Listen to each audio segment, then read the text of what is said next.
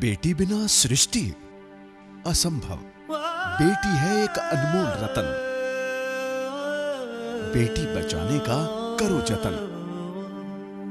देखिए हमारा प्रोग्राम बेटी बचाओ हर बुधवार शाम 7 बजे सिर्फ सी न्यूज आगरा पर।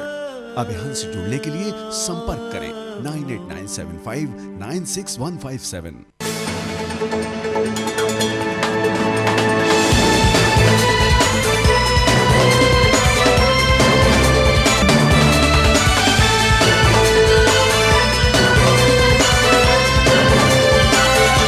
नमस्कार, स्वागत है आप सभी का हमारे इस खास कार्यक्रम गुरुकुल इंस्टीट्यूट में और आपके साथ मैं हूं अदीबा कामिल। तो दर्शकों, आज भी गुरुकुल में हम आपके सामने हाजिर हैं और गुरुकुल में आज हमारे साथ मौजूद हैं डॉक्टर AK सिंह जी, जो स्क्वाड्रन लीडर हैं।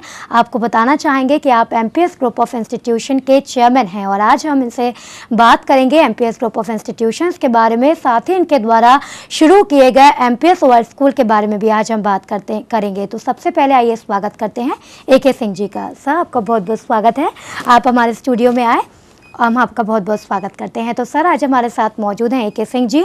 इनसे हम बात करेंगे MPS वर्ल्ड स्कूल के बारे में, क्या इनकी सुविधाएं इनकी ओर से इनके छात्रों को प्रदान करवाई जाती हैं। लेकिन उससे पहले हम यहाँ पर बात करेंगे इनसे MPS ग्रुप ऑफ इंस्टीट्यूशंस के बारे में। काफ़ी ज़्यादा वाइड इनका इंस्टीट्यूशन है, काफ़ी डिग्रीज इनके इंस्टीट्यूशन की ओर से प्रदान करवाई जाती हैं। अब इनका स्कूल खोलने के पीछे क्या उद्देश्य था वो भी जानेंगे, लेकिन सबसे पहले जानेंगे कि MPS ग्रुप ऑफ इंस्टीट्यूशन की स्थापना कब हुई थी और किस उद्देश्य के साथ हुए थे। तो सर, आपसे जानना चाहेंगे कि आप हमारे दर्शकों को बताएं कि MPS ग्रुप ऑफ इंस्टीट्यूशन की स्थापना कब हुई थी। ये हमने doctor MPS group of institutions 2005 में शुरू किया था। जैसा कि आपको मैं पहले बता चुका हूँ कि आगरा के छात्रों को, आगरा के युवा को एक विश्व स्तरीय सुविधा देने के ख्याल से हमने doctor MPS group of institutions शुरू किया था। और आज हम biotechnology, management, IT, hotel management, commerce और भी कई क्षेत्रों में बहुत अच्छी वर्ल्ड क्लास एजुकेशन आगरा और आसपास के छात्रों को प्रदान कर रहे हैं। जी, तो यहाँ पर सर का कहना है कि सर की ओर से MPS ग्रुप ऑफ इंस्टीट्यूशन जो शुरू किया गया था वो 2005 में शुरू किया गया था और आज इनके ज़रिए कई छात्र पढ़ते हैं और अपने भविष्य को काफ़ी ज़्यादा उज्जवल बनाते हैं। सर, यहाँ पर हम बात करना चाहेंगे आपके MPS वर्ल्ड स्कूल के बारे में। आपका जो कॉलेज है जहाँ पर आप डिग्रीज देते हैं वो काफ़ी वाइड लेवल का है। ऐसे में आपने स्कूल की स्थापना करने की क्यों सोची, वो दर्शकों को बताना चाहेंगे। अदीबा जी, आपको बताना चाहूँगा कि जब हायर एजुकेशन में काम करने के बाद, काफ़ी काम करने के बाद मुझे लगा कि हमें थोड़ा सा स्कूल एजुकेशन की तरफ ध्यान देना चाहिए, क्योंकि जो फाउंडेशन होती है वो बहुत महत्वपूर्ण है एक छात्र के जीवन में, एक अच्छे प्रोफेशनल बनने के लिए। तो मुझे कहीं पर लगता था कि जो बच्चे हमारे पास आते हैं हायर एजुकेशन में, हम उनको 2 या 3 साल या 5 साल दे पाते हैं और उनकी जो फाउंडेशन है वो थोड़ा सा कमज़ोर होती है, क्योंकि वो ऐसे बैकग्राउंड से आते हैं, कोई रूरल बैकग्राउंड से आता है, कोई छोटे शहरों से आता है। तो उसी उद्देश्य के साथ हमने एक वर्ल्ड क्लास स्कूलिंग का एक पैटर्न हमने डॉक्टर MPS वर्ल्ड स्कूल के नाम से शुरू किया, जो आज आगरा और आसपास के छात्रों के लिए एक विश्व स्तरीय अंतर्राष्ट्रीय स्तर की सुविधा देने के लिए, स्कूल एजुकेशन देने के लिए आगरा में स्थापित है। जी, तो यहाँ पर सर का कहना है कि काफ़ी ज़्यादा इनकी ओर से यहाँ पर सुविधाएं भी प्राप्त करवाए जाते हैं। तो आपको बताना चाहेंगे कि सर का MPS ग्रुप ऑफ इंस्टीट्यूशन पहले से ही चलता था, लेकिन उसके बाद MPS वर्ल्ड स्कूल की स्थापना इनकी ओर से की गई ताकि बच्चों का जो बेस है वो काफ़ी ज़्यादा मजबूत हो सके और बच्चे आगे जाकर अपने भविष्य को उज्ज्वल बना सकें। सर, यहाँ पर बात करें अगर हम स्थापना की तो 2005 में MPS ग्रुप ऑफ इंस्टीट्यूशन की स्थापना हुई थी। बात करें अगर स्कूल की, तो स्कूल कब आपने स्थापित किया और उद्देश्य उस वक्त आपका क्या था? स्कूल हमारा अभी सबसे नया प्रोजेक्ट है, जिसको कि हमने 2011 में शुरू किया, 2011 में बनवाना शुरू किया और 2012 से हमने इसकी विधिवत क्लासेस वगैरह शुरू की। तो इसका उद्देश्य यही था, जैसा कि आपको बताया, कि हम आगरा के स्टूडेंट्स को, आगरा के छोटे बच्चों को हम वो सुविधा और वो स्कूलिंग प्रदान करना चाहते हैं जो कि बड़े बड़े शहरों में, जिसके लिए दिल्ली और मेट्रो शहरों में जाना पड़ता है। तो वही अगर चीज़ हम आगरा में अपने स्टूडेंट्स को, छात्रों को, अभिभावकों को मुहैया कराएं तो इससे अच्छा कोई बात हो नहीं सकती है। तो इस उद्देश्य से ही हमने शुरू किया। तो यहाँ पर सर का कहना है कि 2011 में इसको बनाने का काम शुरू किया गया था, 2012 में बन के तैयार हो गया, जिसके बाद यहाँ पर कई छात्र आते हैं और अपने भविष्य को उज्जवल बनाने के लिए यहाँ पर पढ़ाई करते हैं। तो आपको बताना चाहेंगे कि MPS ग्रुप ऑफ इंस्टीट्यूशन की ओर से MPS वर्ल्ड स्कूल की भी शुरुआत की गई थी, जहाँ पर बच्चों को शिक्षा प्राप्त करवाई जाती है ताकि बच्चों का बेस जो है वो मजबूत रहे। तो सर, आपने बताया कि बच्चों के बेस को मजबूत करने के लिए आपने स्कूल की भी स्थापना की है। बात करें अगर वातावरण की, आपके वहाँ के स्कूल स्कूल के, तो आपका जो कॉलेज बना हुआ है उसके अंदर भी आपने वातावरण का काफ़ी ज़्यादा ध्यान रखा है।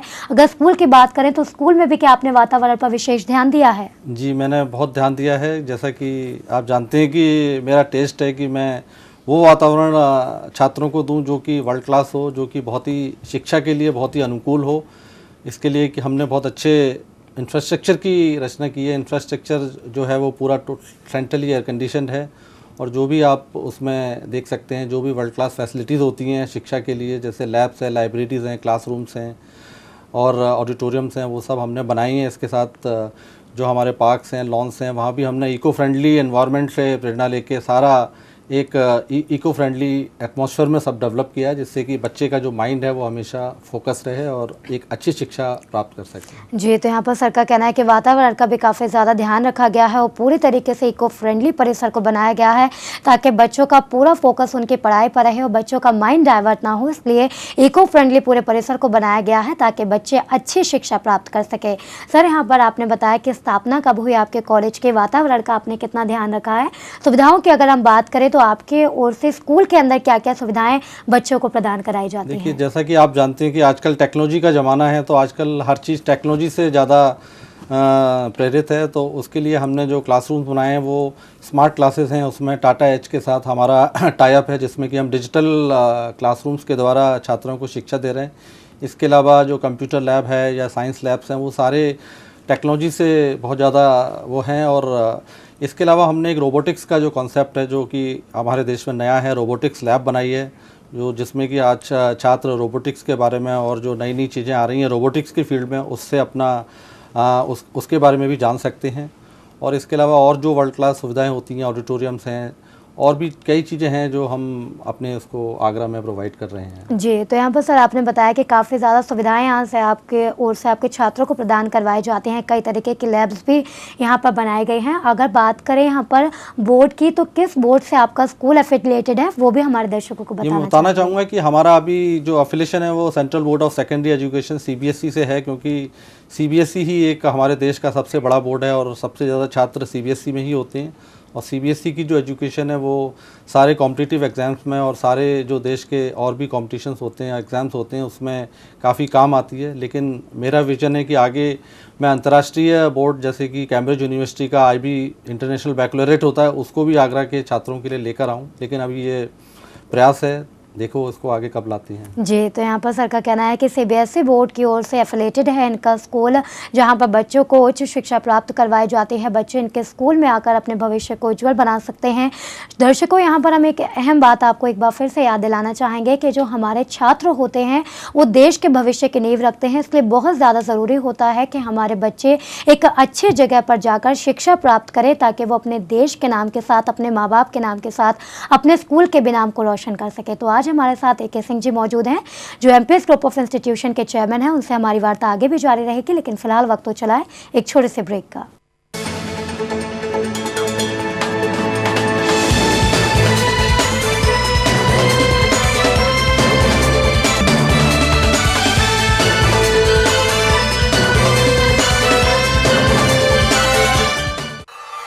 कहाँ किस दुकान में मिलेगा आपको मनमाफिक सामान?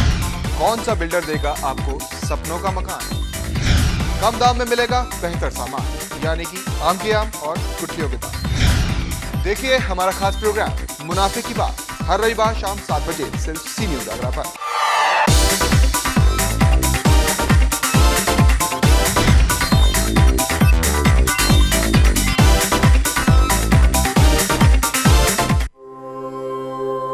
आपका भाग्य चमकेगा, धन्य धान्य से भरेगा आपका घर दुकान पैसा चाहते हैं, करना होगा भरोसा हमारे ऊपर। कौन सा ग्रह होगा किस पर भारी, देखिए मेरे साथ मंगलम में। मंगलम देखें प्रत्येक गुरुवार शाम 7 से 8 सिर्फ सी न्यूज़ आगरा पर। जय कृष्ण काली।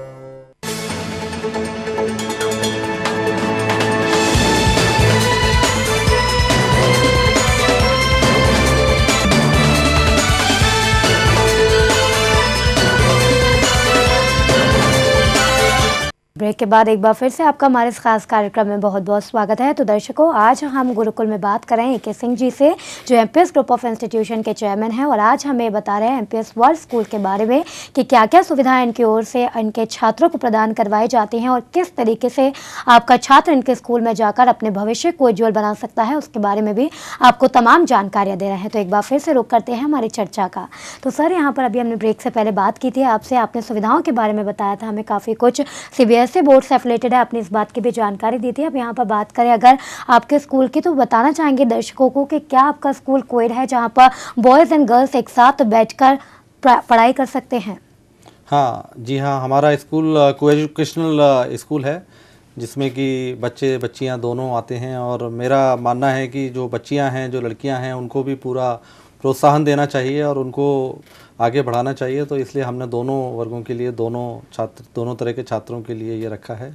जी, तो यहाँ पर सर का कहना है कि कोएड स्कूल है, इनका छात्र और छात्राएं दोनों एक साथ बैठकर यहाँ पर पढ़ाई कर सकते हैं। सर, यहाँ पर अभी आपने बताया कि कोएड स्कूल है आपका, अगर यहाँ पर बात करना चाहेंगे हम आपके स्कूल की क्लासेस की, किस हिसाब से आपके स्कूल में क्लासेस लगवाई जाती हैं और कितने इंटरवल्स की ये क्लासेस होती हैं, कितने पीरियड्स अरेंज किए जाते हैं और किस तरीके से पढ़ाई करवाई जाती है, वो हमारे दर्शकों को बताना चाहेंगे? मैं बताना चाहूँगा कि हमारा 2 शिफ्ट में चलता है। एक मॉर्निंग शिफ्ट होती है जो करीब 7:30 से शुरू होती है, जो प्री प्राइमरी सेक्शन है, जिसमें कि nursery, KG, first, second, third, उनके लिए 7:30 से लेकर 12:30 तक हमारे क्लासेस लगती हैं। 7 के करीब पीरियड्स होते हैं। और उसके बाद 8:30 से हमारा जो सीनियर विंग है उनके स्टूडेंट्स आते हैं, जो कि 8:30 से लेकर 1:30 बजे तक उनकी क्लासेस चलती हैं। तो इस तरह से हमने 2 शिफ्टों में, क्योंकि ट्रांसपोर्टेशन हमें सबको देना होता है, टाइमली देना होता है, तो उसके हिसाब से हमने अपने छात्रों का जो टाइम टेबल है वो उस हिसाब से एडजस्ट किया हुआ है। जी, तो यहाँ पर सर का कहना है कि 2 सेक्शंस में यहाँ पर क्लासेस लगवाई जाती हैं ताकि सभी बच्चे अच्छी शिक्षा प्राप्त कर सकें, ताकि और जो ट्रांसपोर्टेशन फैसिलिटी इनकी ओर से प्रदान कराई जाती है उसमें भी किसी तरीके की दिक्कत सामने ना आए, इसलिए 2 सेक्शंस में क्लासेस को भी डिवाइड किया गया है। सर, यहाँ पर अगर हम बात करें, शिक्षा की बात जब हो रही हो तो टीचर्स बहुत ज़्यादा मायने रखते हैं, तो टीचर्स की बात करें तो आपके स्कूल में टीचर्स का चयन किस आधार पर किया जाता है, वो भी बताना चाहेंगे? चयन के लिए हमारा एक पूरा पैनल होता है जिसमें कि कुछ एक्सपर्ट्स होते हैं, प्रिंसिपल होती हैं, और हम लोग एक पैनल के माध्यम से उनका चयन करते हैं। पहले अखबारों में विज्ञापन देते हैं और उसके बाद जब टीचर्स आते हैं तो उनका टेस्ट लेते हैं। उसके बाद इंटरव्यू राउंड होता है जिसमें कि हमारे एक्सपर्ट्स उनसे सवाल पूछते हैं और उनकी जो पर्सनालिटी है और जो शिक्षा के बारे में जो उनकी सोच है और उनके जो विचार हैं उससे भी उनको भी टेस्ट करते हैं। और हम चाहते हैं कि जो हमारे टीचर्स हैं वो बहुत ज़्यादा अपडेटेड हों, उनको आज की डेट में जो लेटेस्ट ट्रेंड्स हैं टेक्नोलॉजी में, शिक्षा में और करंट अफेयर्स में, उसकी पूरी नॉलेज हो। उन सब चीज़ों को हम अच्छी तरीके से परखते हैं और उसके बाद उनका चयन करते हैं। जी, तो यहाँ पर सर का कहना है कि टीचर्स का चयन भी काफ़ी ज़्यादा देखभाल कर किया जाता है ताकि जो टीचर्स बच्चों के भविष्य की नींव रखते हैं उनका चयन सबसे पहले अच्छा होना चाहिए, क्योंकि छात्रों को पढ़ाने वाला एक शिक्षक ही यहाँ पर बहुत ज़्यादा मायने रखता है, क्योंकि जब एक शिक्षक अच्छा होगा तभी छात्र अच्छी पढ़ाई उत्तीर्ण कर सकेगा। तो सर, यहाँ पर शिक्षकों के बारे में भी हमने बात की है, यहाँ बात करना चाहेंगे शिक्षा का जो पैटर्न है, पहले की अगर बात करें और अब की अगर बात करें तो शिक्षा के पैटर्न में कितना चेंज आया है, आप क्या और जो चेंजेस आया है उसका क्या जिम्मेदार मानते हैं आप?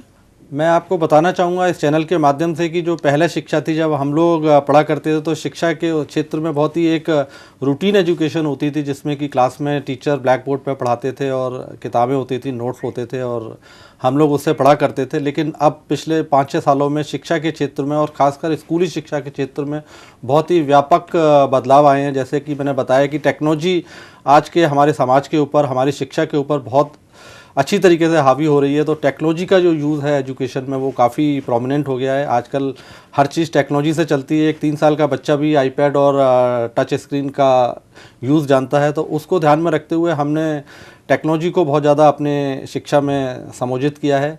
और जो आज की एजुकेशन है उसमें बच्चे के पास एक्सपोजर बहुत है, वो टीवी देखता है, उसके पास इंटरनेट होता है, गूगल होता है, फेसबुक होता है, उसके बाद यूट्यूब होता है। तो वो सब चीज़ें आजकल जो अपडेशंस हैं मॉडर्न एजुकेशन में वो सब बच्चे के पास हैं, जिससे कि उसको आज की डेट में जो आगे उसका जो प्रोफेशनल बनने का जो लक्ष्य है उसमें उसको बहुत सहायता मिलती है। और इसी चीज़ का हमने ख्याल रखा है कि हम टेक्नोलॉजी को और जो भी शिक्षा में जो भी मॉडर्न एजुकेशन है उसका पूरा ख्याल रखा जाए, और वो हमने रखा है। जी, तो यहाँ पर सर का कहना है कि यहाँ पर शिक्षा का पैटर्न जो चेंज हुआ है, पहले की शिक्षा और अब की शिक्षा में भी काफ़ी ज़्यादा फ़र्क आ गया है, इसलिए इनके यहाँ पर टेक्नोलॉजी का बहुत ज़्यादा ध्यान रखा गया है। फुल्ली तरीके से टेक्नोलॉजी का यूटिलाइज़ किया जाए उसका ध्यान रखा गया है, ताकि जो आज का बच्चा है वो किस तरीके से अच्छी शिक्षा प्राप्त कर सकता है उसको ध्यान में रखते हुए इन्होंने टेक्नोलॉजी का भी काफ़ी ज़्यादा यूटिलाइजेशन किया है, ताकि बच्चे एक अच्छी शिक्षा उत्तीर्ण कर सके। तो आज हम बात कर रहे हैं ए.के. सिंह जी से, जो स्क्वाड्रन लीडर भी हैं और एमपीएस ग्रुप ऑफ इंस्टीट्यूशन के चेयरमैन हैं। इनसे हम बात कर रहे हैं MPS group of world school के बारे में, इनके स्कूल में क्या क्या सुविधाएं इनकी ओर से इनके छात्रों को दी जाती हैं और किस तरीके से एमपीएस ग्रुप ऑफ इंस्टीट्यूशन में जाकर एक बच्चा अपने भविष्य को उज्जवल बना सकता है, उसके बारे में हम बात कर रहे हैं। बात हमारी आगे भी जारी रहेगी, लेकिन फिलहाल वक्त हो चला एक छोटे से ब्रेक का।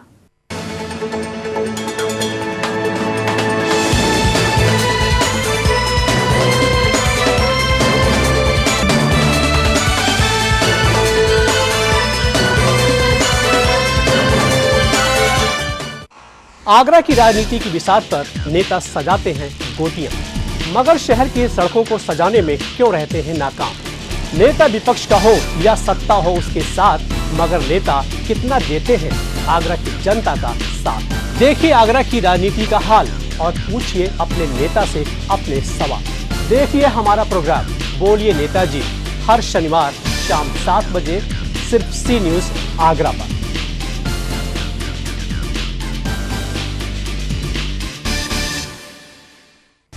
अधिकारियों की पहली पसंद रही है आगरा, नाम कमाने की और आशियां बनाने की नगरी रही है आगरा। मगर किस अधिकारी ने क्या लिया और क्या दिया आगरा शहर को, जानिए और पूछिए अपने सवाल। देखिए हमारा प्रोग्राम द ऑफिसर हर मंगलवार शाम 7 बजे सिर्फ सी न्यूज़ आगरा।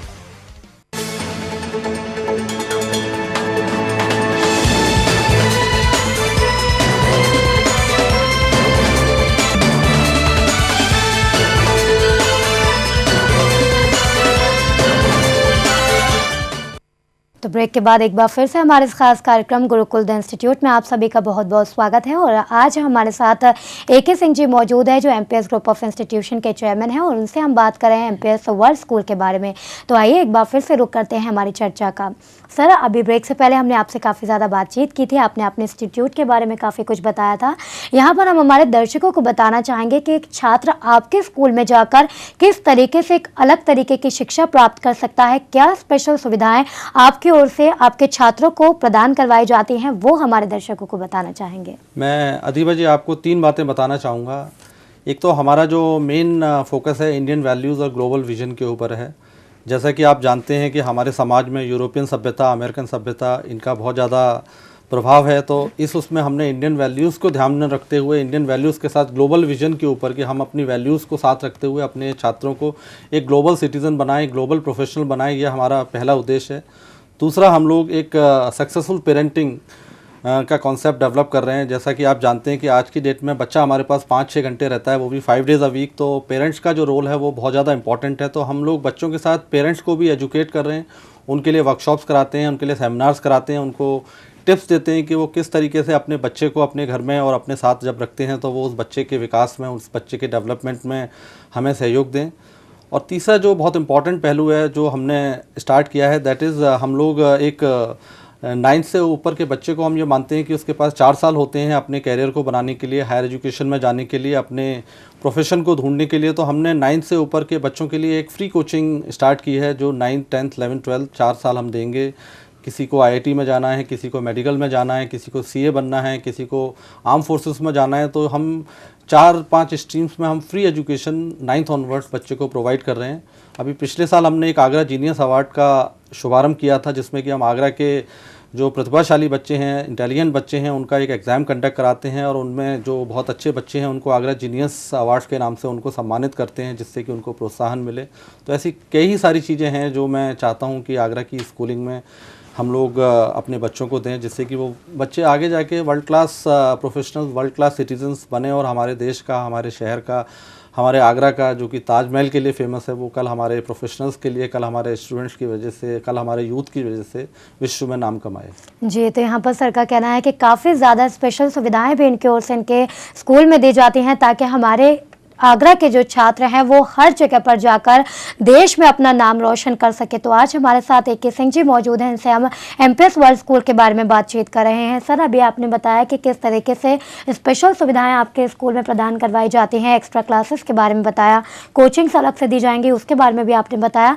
अब हमारे दर्शकों को बताना चाहेंगे, जो CBSE बोर्ड है, कई लोगों का रुझान जो होता है ICSE बोर्ड की तरफ से होता है, कई लोगों को लगता है कि यूपी बोर्ड में जाएंगे अगर तो सिविल सर्विसेज में अच्छा उनका स्कोप बन पाएगा। अगर यहाँ बात करें हम CBSE बोर्ड की, तो CBSE बोर्ड की अपनी क्या महत्वता है वो हमारे दर्शकों को बताना मैं अदीबा जी आपको बताना चाहूँगा कि CBSE बोर्ड अपने देश का सबसे बड़ा बोर्ड है। ये अपने देश में ही नहीं बल्कि देश के बाहर भी, जैसे दुबई है, मॉस्को है, कई शहरों में भी CBSE बोर्ड के स्कूल चलते हैं।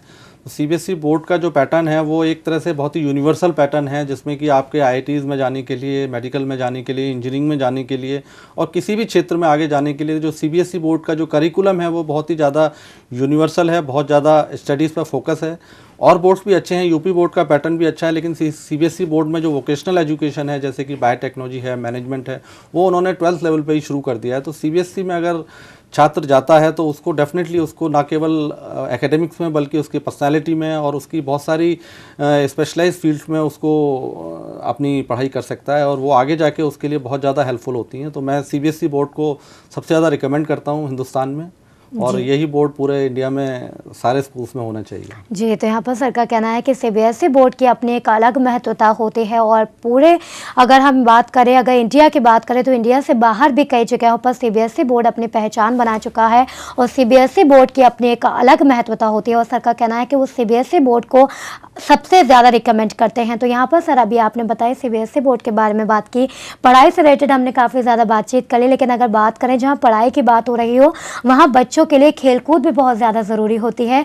तो खेलकूद को ध्यान में रखते हुए कि आपकी ओर से कुछ एक्टिविटीज़ ऐसी आयोजित कराई जाती हैं जिसकी वजह से बच्चे खेलकूद भी कर सकें?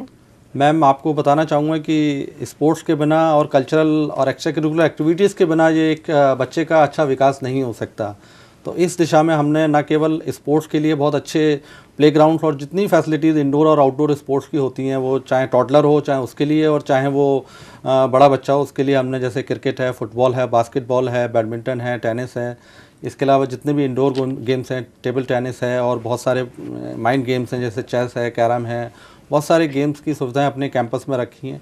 और एक्स्ट्रा करिकुलर एक्टिविटीज़ पर बहुत ज़्यादा फोकस है, क्योंकि आज के छात्र को न केवल पढ़ाई में उसको आगे होना है बल्कि उसको अपनी एक ओवरऑल पर्सनालिटी डेवलप करके एक बहुत ही अच्छा लीडर बनना है समाज के लिए, अपने ऑर्गेनाइजेशन के लिए, अपने देश के लिए। तो उस क्षेत्र में दोनों का बहुत महत्व है, पढ़ाई का महत्व है ही और इसके अलावा स्पोर्ट्स का और एक्स्ट्रा करिकुलर की बहुत महत्व है, जिससे कि छात्र अपने व्यक्तित्व का बहुत अच्छी तरीके से विकास कर सकता है। जी, तो यहाँ पर सर का कहना है कि करिकुलम एक्टिविटीज़ पर भी यहाँ पर बहुत ज़्यादा ध्यान दिया गया है ताकि बच्चे अपने आप को पूरी तरीके से डेवलप कर पाएँ। तो सर यहाँ पर एक सवाल पहले भी आपसे पूछा था, एक बार फिर पूछना चाहेंगे। आप स्क्वाड्रन लीडर थे, एयरफोर्स में आप शरीक थे, उसके बाद आपने वो फील्ड को छोड़ के इस फील्ड को अपनाया, आपका ख़ास मकसद क्या था वो एक बार फिर हमारे दर्शकों को बताना चाहेंगे? मैं CTV के माध्यम से दर्शकों को बताना चाहूँगा कि मैंने 13 साल अपने देश की सेवा में भारतीय वायुसेना में दिए हैं। भारतीय वायुसेना में मैंने बहुत सारे ऑपरेशंस में, स्पेशली कारगिल वॉर जो हुई थी उसमें भी मैंने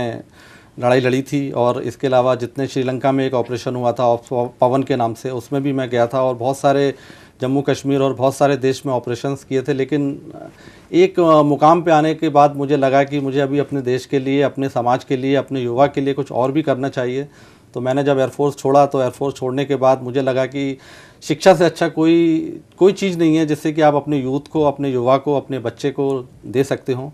तो इसी उद्देश्य के साथ मैं शिक्षा के क्षेत्र में आया और मेरा प्रयास है कि मैं अगर अपने देश के लिए, अपने समाज के लिए, अपने शहर के लिए कुछ कर पाया तो ये मेरा सौभाग्य होगा। जी, तो यहाँ पर सर का कहना है कि सर ने एयरफोर्स इसलिए छोड़ा था ताकि अपने देश के लिए कुछ कर पाएँ। समाज जो है, समाज की नींव रखने वाले बच्चे होते हैं, देश के भविष्य की नींव रखने वाले बच्चे होते हैं, तो उनके भविष्य को किस तरीके से उज्ज्वल बनाया जाए उसके ऊपर इन्होंने जोर दिया और एयरफोर्स को छोड़कर शिक्षा का इन्होंने डिपार्टमेंट अपने हाथों में लिया और इन्होंने सोचा कि बच्चों के अगर भविष्य को उन्होंने बना दिया तो इनकी मेहनत जो है वो रंग लाएगी। सर यहाँ पर आपसे कहना चाहेंगे कि कुछ शब्द अगर आप हमारे दर्शकों को कहना चाहें तो आप कह सकते हैं। अदीबा जी, मैं एक शेर के माध्यम से थोड़ा सा प्रोत्साहन देना चाहूँगा बच्चों को, उनके पेरेंट्स को। जी, तो मुझे इजाज़त दीजिए कि मैं एक शेर अर्ज करूँ। जी। नज़र को बदलो तो नज़ारे बदल जाते हैं, सोच को बदलो तो सितारे बदल जाते हैं, कश्तियाँ बदलने की ज़रूरत नहीं है, दिशा को बदलो तो किनारे खुद बदल जाते हैं। जी, तो यहाँ पर सर की ये जो लाइंस हैं वो काफ़ी ज़्यादा प्रोत्साहित करने वाली हैं। लाइंस को अगर सुनकर आप इन पर ध्यान देंगे तो आपको एक प्रोत्साहन मिलेगा जो आपके भविष्य में आपको बहुत ज़्यादा आगे लेके जाने में कारगर साबित होगा। तो आज हमारे साथ AK सिंह जी मौजूद थे, तो आइए अब शुक्रिया अदा करते हैं उनका। सर, आपका बहुत बहुत शुक्रिया अदा करना चाहेंगे, आप हमारे स्टूडियो में आए, हमारे दर्शकों को इतनी महत्वपूर्ण जानकारी दी अपने इंस्टीट्यूट के बारे में। तो MPS ग्रुप ऑफ इंस्टीट्यूशन के चेयरमैन AK सिंह जी आज हमारे साथ मौजूद थे और आज हमने इनसे बातचीत की है MPS वर्ल्ड स्कूल के बारे में कि क्या क्या सुविधाएं इनकी ओर से इनके छात्रों को दी जाती हैं और किस तरीके से इनके स्कूल में आकर बच्चे अपने भविष्य को उज्जवल बना सकते हैं, उसके बारे में आपको काफ़ी ज़्यादा जानकारी दी। तो दर्शकों, यहाँ पर आपको बताना चाहेंगे कि हमारा जो छात्र होता है अगर उसका बेस अच्छे तरीके से बनाया जाए तो आगे जाकर इस बात की श्योरिटी कहीं ना कहीं हो जाती है कि हाँ, वो कहीं जाकर अपना नाम रोशन करेगा। और गुरुकुल जो है वो हमें विरासत में मिली हुई एक संस्कृति है और गुरुकुल हमारे छात्रों के भविष्य की नींव रखता है, हमारे छात्र देश के भविष्य की नींव रखते हैं। इसलिए बहुत ज़्यादा ज़रूरी है कि एक अच्छे गुरुकुल में जाकर हमारे छात्र एक अच्छी शिक्षा उत्तीर्ण करें जिससे देश का नाम रोशन करने के साथ साथ आपका और अपने स्कूल का भी नाम रोशन करें। तो ज़रूरी है कि बच्चे एक अच्छी जगह पर जाकर अच्छी शिक्षा उत्तीर्ण करें। तो इसी के साथ हमारे इस खास कार्यक्रम में आज के लिए फिलहाल इतना ही। अगले सोमवार को आपसे फिर मुलाकात होगी इसी वक्त इसी समय। तब तक के लिए मुझे दीजिए इजाज़त। नमस्कार।